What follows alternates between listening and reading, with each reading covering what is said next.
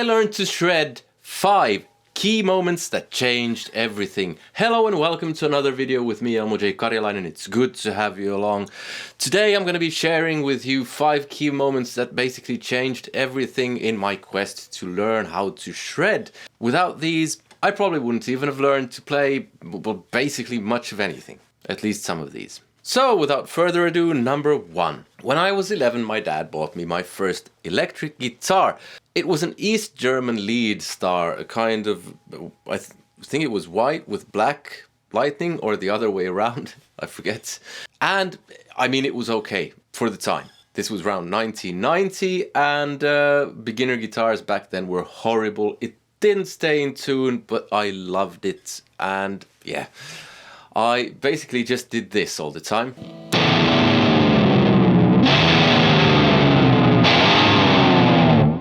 So I decided to get lessons.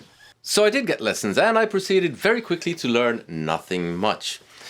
And basically after a year I almost quit. My mum talked me into continuing for a year, which I'm very grateful for. And during the second year, at some point, my guitar teacher was ill or something. He was away for some reason, and I had a substitute teacher, and he was kind of different because he asked me what I was into, and I'm sure my regular teacher asked me what I was into, but the difference here was that he actually was interested and proceeded to try to teach me something along the lines of what I was interested in. I was interested in Gary Moore, and he looked at how I played and said, "You're holding the pick all wrong." And yeah, so... But that's still not the first kind of real big moment, because the real big moment came when I decided to swap teachers, because my regular teacher, he'd been saying things like, don't worry about playing fast, you'll never get gigs that way. And he meant well, but that's not what you say to a 13-year-old.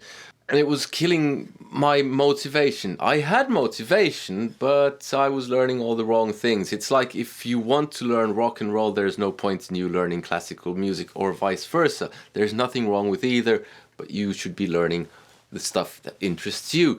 And I swapped teachers. My new teacher was called Sasha, and he was brilliant. He asked me, "What do you want to play?"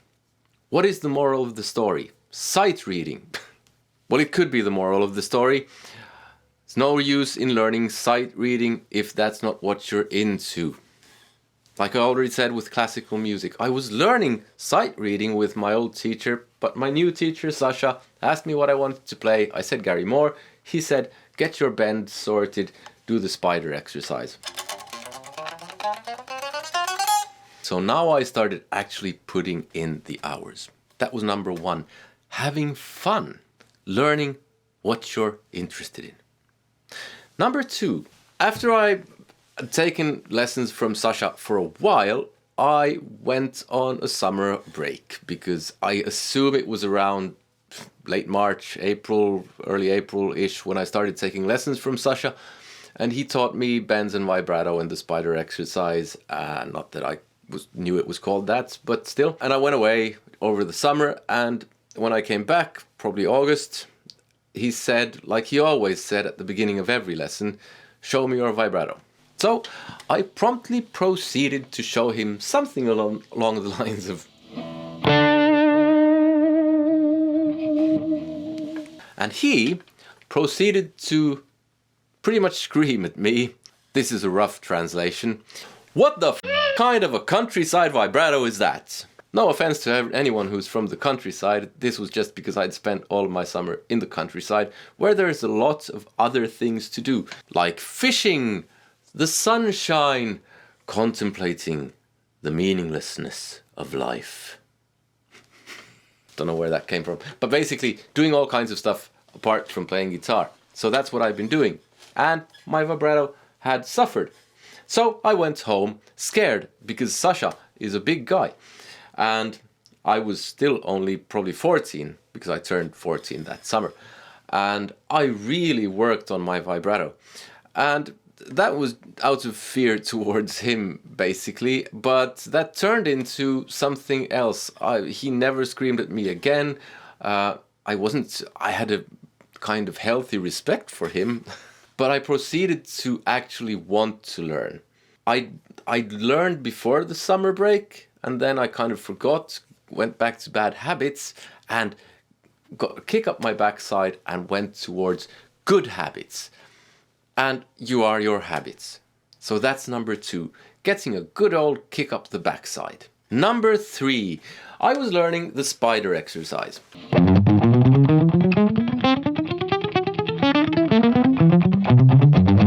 And so on. And I was doing it in what I consider to be a very good way, which is to use a metronome, at least on occasion, to measure progress. So that way when you hit a certain target, you have your next target. I was very competitive about this, even though I had no competition apart from myself, but I always wanted to better my time. And then I got stuck. And that happens. We learn like this, basically, or it might be like a small, and then we get a huge bump, and then we kind of get stuck, and then it kind of goes, and so on. But I was stuck for a long time, and I was getting frustrated and probably a bit bored as well with the whole exercise. But then I found Steve Vai. Well, I had heard of Steve Vai, and I'd heard his playing, at least Eat 'em and Smile. I'm not sure about Passion and Warfare at this point, but still. I found his 10-hour guitar workout thing in Guitar World. And that started with, basically, if I remember correctly, with the spider exercise and then with variations on that. And the one that really helped me was this one.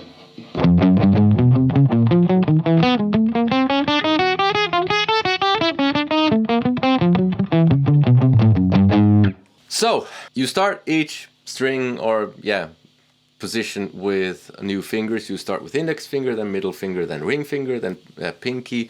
The tab was on the screen. And the thing about that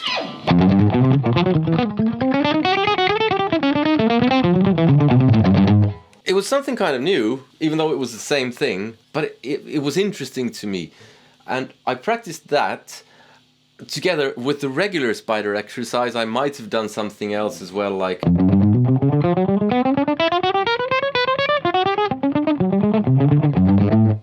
where I swap positions every string. But the thing was, that gave me more things to do, which were very similar, and they kind of supported each other, but they made it more interesting for me, and I wasn't so frustrated and basically bored.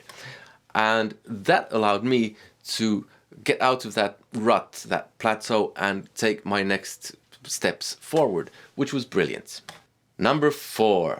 Back in the dark days, in the 1990s, before the internet, when people had just invented fire, there were these things called instructional videos, chief among which were REH, who had a whole bunch of instructional videos with all sorts of guitar gods teaching their techniques. Now, this was, like I said, the days before the internet, and it was really rare for mere mortals to get lessons with one of the big ones.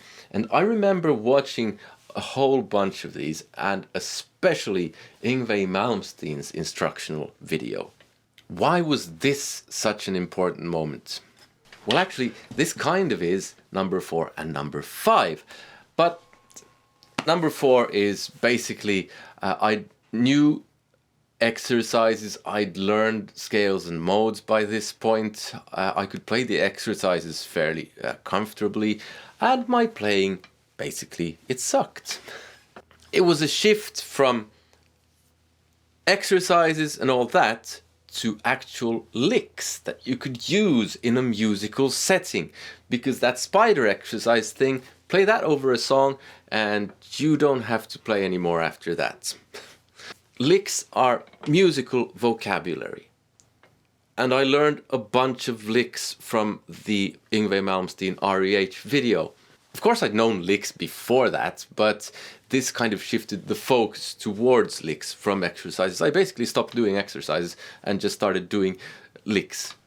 And again, guitar playing became more interesting, because I think I'd gotten a bit bored with exercises, and I knew the scales and modes, and doing exercises based on those were a bit boring as well, or was a bit boring as well. And learning licks, it kind of opened up an infinite world of stuff that you could learn and then you could use in an actual musical setting. So number 4 is licks, but like I said, this video gave me something else in terms of shredding, which was even more important, and that's number 5. You've probably all heard the phrase, if you can play it slowly, you can play it fast, or something along the lines of start slow and build up speed. And you know what? Rubbish. Now, it's true in a sense, but it's only half of the equation. Think about it this way. You're running, or you're training to run a 100-meter sprint. And you train by going out and you walk 100 meters. What's that going to accomplish? Nothing. Playing something slow is not the same as playing it fast. People say, if you can play it slow, you can play it fast. Start slow, then play it fast. And yes, that is partly true.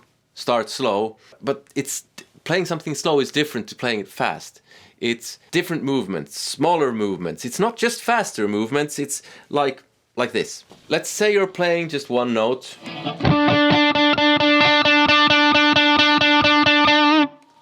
The motion of my right hand is pretty big.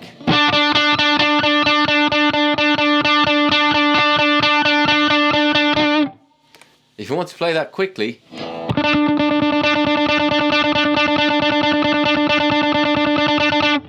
the movements are smaller. It's a bit different.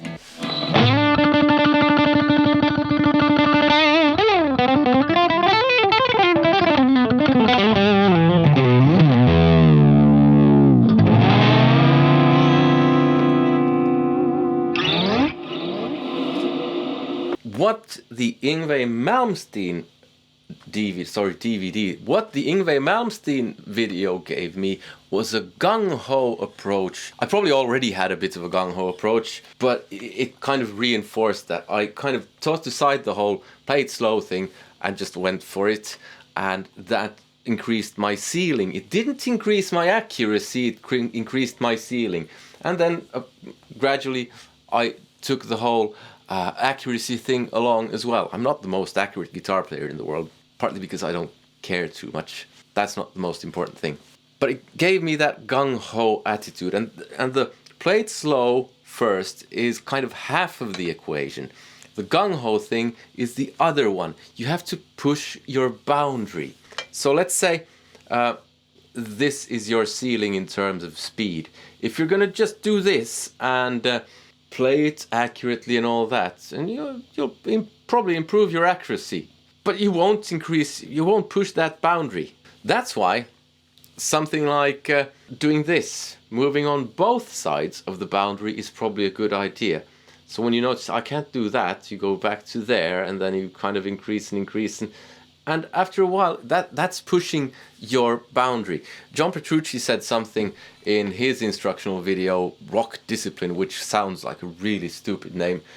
Discipline in rock. Rock is supposed to be bah! That's in my book. No disrespect to John Petrucci, but he said something which really stuck with me, which was, if let's say you're playing 100 beats per minute, something, whatever, and that's your ceiling, go from 98 to 100 and then to 102 or 104, and when you can't do 104, suddenly 100 will seem a bit easier.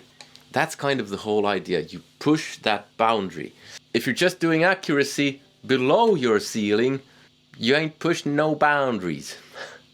So just to recap, and I think these can really benefit you kind of regardless of level, because these are things that I've noticed on occasion that I've lost sight of, let's say. So the first one is just, you need to have fun. It needs to be fun, relevant to what you want. That doesn't mean it will always be fun. You will be frustrated and all that.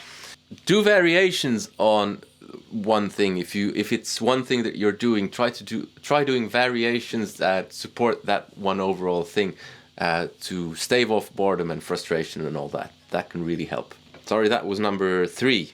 Number 2, be on the lookout for bad habits and try to stick to good habits. Try to avoid being lazy. Sometimes it takes a kick up the backside. Measuring your progress can help if you don't have a teacher, so you might notice stuff that way. A teacher is a good thing to have if you have a good teacher, that is. A bad teacher is not a good thing to have. Learning musical vocabulary can be extremely good. I mean, the more you can say on your instrument, regardless of if it's shred or if it's just whatever, is always a good thing. And variety keeps things fresh, like licks did for me. And then we have the whole start slow, play it fast later thing, which is just half the equation.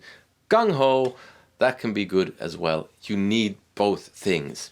So these are some of the things that helped me on my journey to learning how to shred. Hopefully they can help you, but without the right way of practicing, you probably won't get very far. So if you want to watch a video on how to practice, regardless of if it's shred or just guitar in general, there's a video here. Other than that, I hope you consider supporting the channel via one of the links in the description. But above all, I hope you had some use of this video. I hope you enjoyed it. And I hope you have a nice day. Take care. See you. Bye.